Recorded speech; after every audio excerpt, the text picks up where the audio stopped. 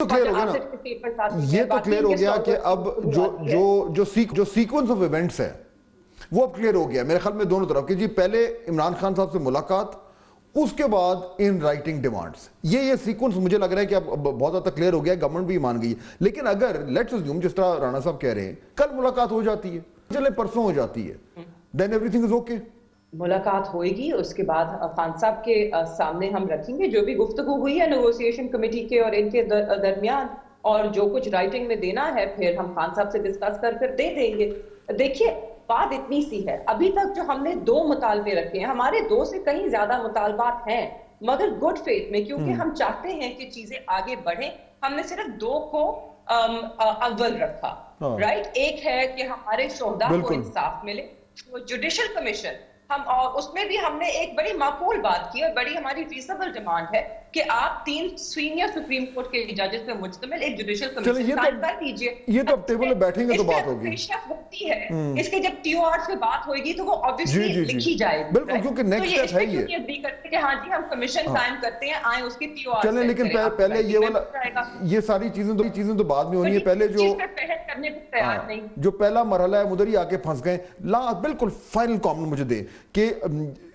چلے ملاقات ہو بھی گئی، لیٹس ہو جاتی ہے، آپ کوئی ان رائٹنگ دے بھی دیتے ہیں، اس کے بعد رانا صاحب جو آمنے سامنے بیٹھیں گے تو یہ جو مہربانوں صاحب آپ بات کر رہی ہیں بالکل ٹھیک ہے کہ پھر بات ہوگی کہ جی ٹی او آرز کیا ہیں، فلانا کیا ہے، تو گورنمنٹ نے کچھ بیسک اپنا ہوم ورک کر لیا ہے کہ اس طرح کی یہ جو 2 ڈیمانڈز ہیں ان میں ہم اس طریقے سے آگے چلیں گے؟ دیکھیں وہ آ جائیں تو ہم بھی ان کو لکھ کے ہی جواب دے دیں گے، یعنی کہ اگر ہم لکھ کے چارٹر آف ڈیمانڈ مانگ رہے ہیں تو اس کا جواب بھی ہم حتمی طور پہ دیں گے۔ بالکل ہم دیکھیں حکومت سیریس ہے مذاکرات کے لیے، حکومت تو چاہتی ہے ملک آگے بڑھے، یہ پولرائزیشن کا یہ جو نفرت کی سیاست کا ماحول ہے یہ ختم ہو، یہاں دھرنے فساد، آپ توڑ پھوڑ، کبھی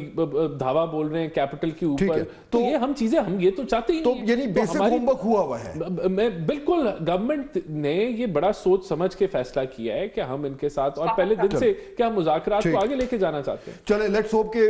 ملاقات ہو جائے۔ پوچھ لیجئے فہد صاحب، جی فائنل ورڈ، بالکل I'm out of time۔ اگر ہم ان کو رائٹنگ میں کیا یہ جوڈیشل کمیشن بنانے کو تیار ہیں؟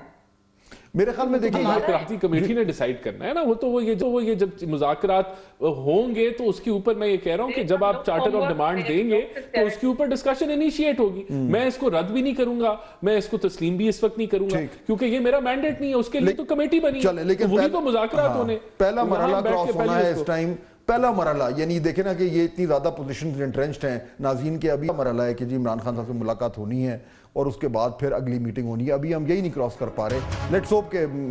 یہ بہت جلد جو ہے پیش رفت ہمیں اس میں دیکھنے کو ملے۔ میں دونوں